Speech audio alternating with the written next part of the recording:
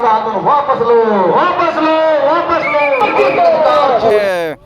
लोगों को बहुत अच्छा लाभ मिलेगा जी। आगे चल के मतलब ऐसी धर्मांतरित होते रहेगा आपके कारण से? धर्मांतरण नहीं, इसको मतांतरण अभी के शब्दावली में बोला जाता है, लेकिन वो आस्था का चीज़ है, वो होता रहेगा, चलता रहेगा, इसको कौन रोक सकता है। आज आप रिकॉर्ड देखिए, चाहिए दोनों ध्यान। दोस्तों, आज भारत मुक्ति मोर्चा के नेतृत्व में आज विशाल रैली धरना प्रदर्शन हुआ था।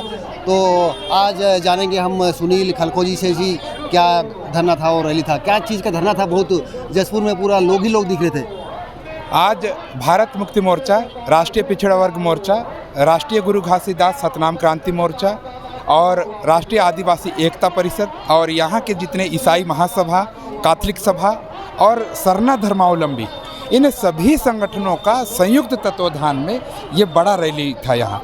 और ये जो बड़ा रैली था, अभी वर्तमान समय में 19 मार्च 2026 को छत्तीसगढ़ धर्म स्वतंत्र विधेयक जो लागू हुआ है, यानी विधानसभा में पास हुआ है और राज्यपाल के पास में सिग्नेचर के लिए लंबित है, उसी का ये विरोध प्रदर्शन था। तो ये कानून का क्यों विरोध किया जा रहा है? इसमें अवैध धर्मांतरण के लिए कानून बनाया गया, ऐसा बोला जा रहा है। देखिए, हम लोगों का जो भारतीय संविधान है, भारतीय संविधान में 26 जनवरी 1950 को ही, यानी आर्टिकल 25 इसमें डाल करके सभी को धार्मिक आज़ादी दिया था। लेकिन उस धार्मिक आज़ादी को छीन करके अब जो लोग यानी किसी धर्म विशेष पर आस्था रखना चाहते हैं, उसको यहाँ पर परमिशन लेना होगा। अगर हम लोग परमिशन नहीं लिए हैं, परमिशन मतलब किस हिसाब से परमिशन लेना है? अरे ये कलेक्टर के पास में परमिशन होगा। अगर ये कलेक्टर के पास में परमिशन नहीं लिए और किसी धर्म के ऊपर में हम लोग आस्था अपना रखें, तो उसको धर्मांतरण माना जाएगा। और धर्मांतरण के एवज में यानी मिनिमम 10 साल और अधिकतम आजीवन कारावास तक का यहाँ पर सजा है और मिनिमम 10 लाख और अधिकतम 25 लाख रुपये इसमें जुर्माना है। तो मैं आपको बताना चाहूँगा कि बलात्कार के केस में, चाहे हत्या के केस में इतना बड़ा सज़ा नहीं है, लेकिन यहाँ पर किसी धर्म को चुनते हैं तो उतना बड़ा सज़ा इसमें दिया जा रहा है। इसीलिए इस कानून को काला कानून कहा जा रहा है। जी। आगे चल के मतलब कलेक्टर को जानकारी देना नहीं चाह रहे हैं आप लोग सब? बिल्कुल कहे देंगे, ये हम लोगों के दिल का बात है, हम लोगों की आस्था का बात है। अगर ये आस्था ही अगर किसी के पास में परमिशन के लिए जाता है तो ये कैसी आज़ादी है? बाबा साहब ने हम लोगों को धर्म मानने के लिए स्वतंत्र कर दिया था। उसको अगर कलेक्टर से मानेंगे तो ये आज़ादी तो हमारा छीना जा चुका है, ख़त्म हो चुका है। तो ये जो अभी छत्तीसगढ़ धर्म स्वतंत्र अधिनियम जो पास हो रहा है, ये हम लोगों के लिए, चाहे किसी भी समुदाय के लिए, ये काला कानून है। काला कानून मान रहे हैं? जी बिल्कुल। तो अभी लागू हुआ नहीं, होने वाला है? हाँ, ये लंबित है अभी। जी। यानी चूँकि जैसे हम लोग कोर्ट कचहरी का चक्कर काटते हैं, तो वहाँ पर अगर कोई भी उद्घोषणा जारी होता है तो उसके लिए 15 दिन का, 1 महीना का समय रहता है, जिसमें हम लोग विरोध प्रदर्शन कर सकते हैं, दावा आपत्ति कर सकते हैं। वैसे ही यहाँ पर 19 तारीख को ये धर्मांतरण विधेयक लाया गया, बहस हुआ यानी विधानसभा में। और उसके बाद में अगर आप छत्तीसगढ़ के राजपत्र को पढ़ेंगे तो सबसे नीचे लाइन में लिखा है, जन साधारण की सूचना के लिए प्रकाशित किया गया। तो प्रकाशित करने का मतलब ये है, जितने दिन तक ये प्रकाशन के मोड में रहेगा, उतना दिन हम लोग इसको विरोध कर सकते हैं। यदि ये इस पर राष्ट्रपति या राज्यपाल सिग्नेचर कर देते हैं तो ये कानून बन जाएगा और कानून बनने के बाद हम लोग कोई भी विरोध नहीं कर सकते हैं। इसीलिए पहले हम लोगों को विरोध दर्ज करना पड़ रहा है।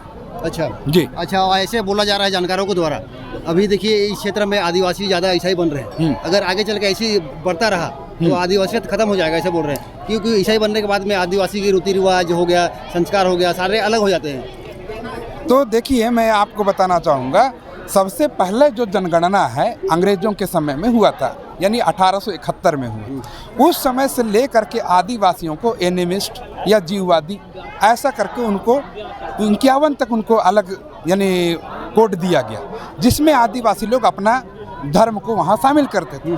लेकिन 51 के बाद जितने जनगणना हुए तो आदिवासियों का धर्म को ही ख़त्म कर दिया गया, आदिवासियों का कॉलम को ही ख़त्म कर दिया गया। तो अगर यहाँ पर 51 के बाद में देखेंगे तो आदिवासियों का कोई धर्म ही नहीं है, और कोई धर्म ही नहीं है तो किसी न किसी में तो जाएगा ना, है? ये तो सरकार का षड्यंत्र है। सरकार ने क्यों यहाँ पर षड्यंत्र किया? आदिवासियों का अलग से धर्म कॉलम था, एनिमिस्ट था, फिर ऐसे और ट्राइबल रिलीजन, हाँ एबोरिजिनल ऐसा लिखा हुआ है, उन सभी को जो उनके लिए लागू था तो उसको ख़त्म करने की क्यों आवश्यकता पड़ी? अगर ख़त्म किए तो देना भी तो चाहिए अलग उनके लिए कोड। तो यहाँ पर आदिवासियों के लिए दिया ही नहीं गया, माने आदिवासियों को धर्म विहीन कर दिया। और अभी वर्तमान समय में आदिवासी लोग किसी न किसी धर्म में जा रहे हैं तो उसको बोल रहे हैं धर्मांतरण हो रहा है। ये तो सरकार का नीति है, ये हमारा नीति थोड़ी है। तो सरकार इसमें विफल है, और सरकार विफल है तो उसका जो वो है वो यानी जो भोले भाले जनता के ऊपर में थोप रही है आरोप, तो ये गलत है ना। तो पहले आदिवासियों को अगर कोई धर्म दिया जाए या कोई कोड दिया जाए तब ना वो आदिवासी अपने कोड का इस्तेमाल करेगा, हम अलग हैं बोलेगा। लेकिन आदिवासियों के लिए कोई कुछ भी नहीं दोगे, जगह ही नहीं दोगे तो खड़ा कहाँ पर होगा?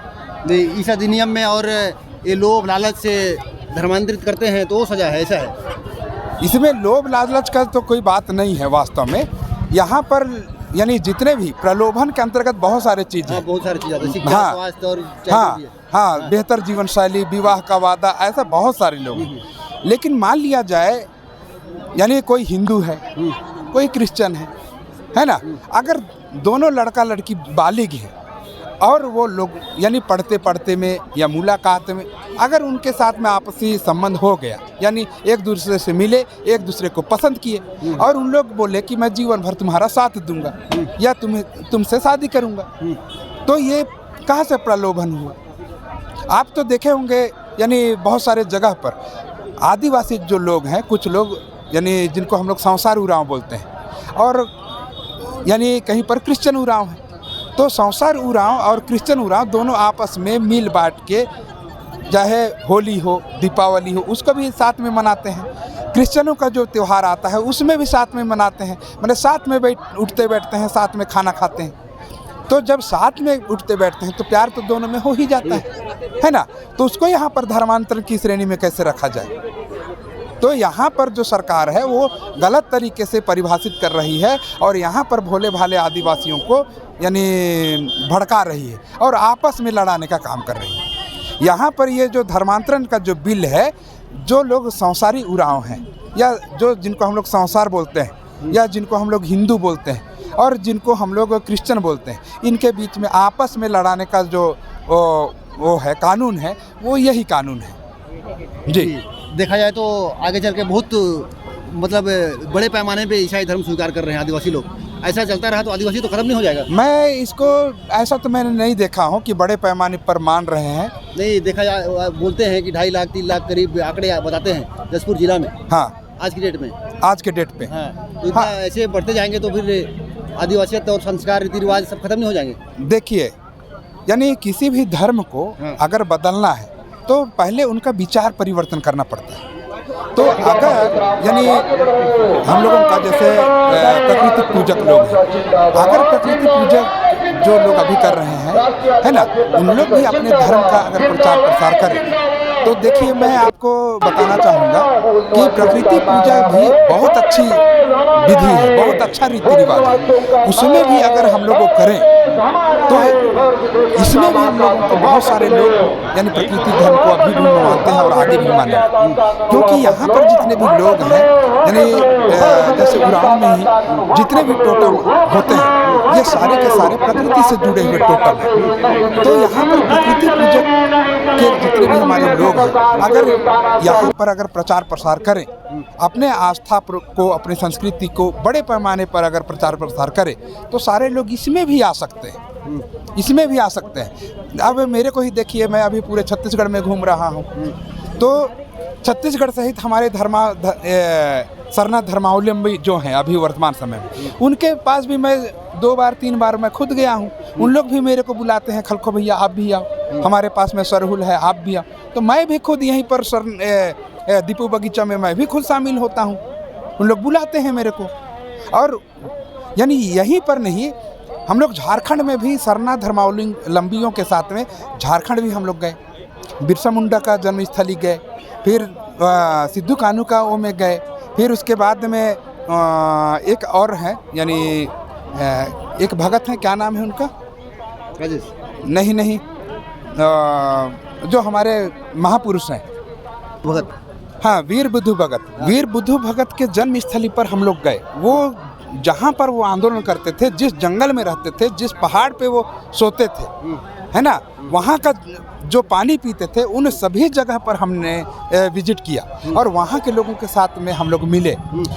मैं बताना चाहूँगा कि वीर बुद्धू भगत जो है हमारे आदिवासियों का बड़ा लीडर रहे और उन्होंने जल जंगल ज़मीन बचाने के लिए उन्होंने सीलागाई में बहुत बड़ा आंदोलन खड़ा किया था और मैं खुद वहाँ पर पहुँचा था और उसके जन्मस्थली को, उनके रहने का जो जगह है, सारा चीज़ को मैंने विजिट किया।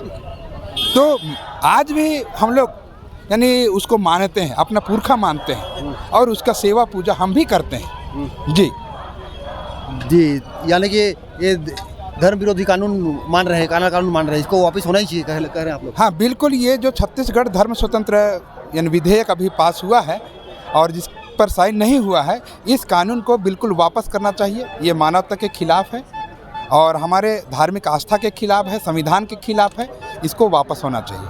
जी, बहुत बहुत धन्यवाद सुनील खलखो जी जानकारी के लिए। जी बहुत बहुत धन्यवाद सभी को। छत्तीसगढ़ धर्म स्वतंत्र विधेयक जो 2026 से पास हुआ है उसके संबंध में, तो क्यों इसको काला कानून मान रहे हैं और क्रिश्चियन समाज के लिए खतरा बता रहे हैं, ऐसे नारा लगा रहे थे, तमाम जानकारी बताइए हमारे दिनेश भाई। मैं आपके चैनल से आपके सभी दर्शकों को मैं धन्यवाद करता हूं और इस बात को मैं कहना चाहूँगा, हमारा भारत में एक संविधान है और उस संविधान के तहत में धर्मनिरपेक्ष राज्य भारत को कहा गया है और धर्मनिरपेक्ष राज्य होने के साथ साथ हमारे भारत के जो अनुच्छेद संविधान है उसका अनुच्छेद 25 में इस बात का उल्लेख है कि कोई भी आदमी अपने अंतःकरण का, अपने आस्था के आधार पर किसी भी बात को स्वीकार कर सकता है, किसी भी धर्म को मान सकता है, अपने अंतःकरण के लिए वो स्वतंत्र है और मान सकता है। लेकिन सरकार को बताने में क्या दिक्कत है? तो मान सकता है और सरकार को बताने में दिक्कत नहीं है, तो सरकार को बता रहा है। सरकार को दरअसल परेशानी किस बात से है हमको ये समझ में नहीं आ रहा। सरकार को परेशानी किस बात से हो रही है कि अगर आदिवासी लोग ईसाई धर्म को स्वीकार कर लिए और ये आज से स्वीकार नहीं किए हैं, जब अंग्रेज लोग इस भारत देश में थे तब से लोग स्वीकार किए हैं। जो आपका खैड़कोना में पिछली बार घटना आपने बताया था कि सबसे पहली बार ईसाई धर्म वहाँ पर खैड़कोना में आया था, तो खैड़कोना के बाद से लेकर आज तक ये ईसाई धर्म डेवलप हुआ। हम लोग मैं अपना उरांव आदिवासी से हूँ मैं भी, और मैं भगत लिखता हूँ, लेकिन मैं हमारे गाँव में हमारे बीच में कई लोग मिशनरी लोग हैं, ईसाई समाज के लोग। नहीं, सरकार का कहना है जाना चाहते तो जा सकते हैं, लेकिन जो फर्जी तरीके से धर्मांतरित होता है उसके प्रलोभन दे के धर्मांतरित करते हैं, उसके खिलाफ एक कानून बना है। सर आप तो कहना सरकार का ठीक है, मान लेते हैं कि प्रलोभन होता है, लेकिन प्रलोभन की परिभाषा जो बताया गया है अभी जो स्वतंत्रता 19 तारीख को जो पास हुआ है, इसमें प्रलोभन की ऐसी परिभाषा बताया गया है कि अगर आप किसी व्यक्ति को उसको थोड़ा सा हेल्प कर देते हैं उसको भी प्रलोभन की संज्ञा दे दिया है। अगर हेल्प करना अगर प्रलोभन है तब तो फिर भारत में या किसी मानवता नाम का चीज़ें खत्म हो जाएगा ना सर। तो मैं आपके चैनल से कहना चाहूँगा कि प्रलोभन की परिभाषा होनी चाहिए। जी दिनेश जी, तो सरकार बोल रही है जो विधेयक बनाई है वो फर्जी धर्मांतरित के खिलाफ और अवैध धर्मांतरित जो करते हैं उसके खिलाफ में बनाई है।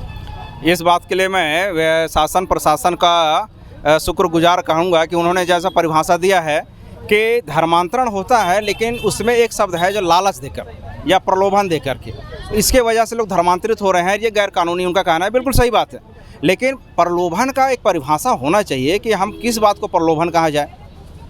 आपको एक घटना बता दूं या जानकारी बता दूं, IAS IPS जो होते हैं, लोक सेवक जिसको कहा जाता है, उनको गिफ्ट लेना भी मना रहता है।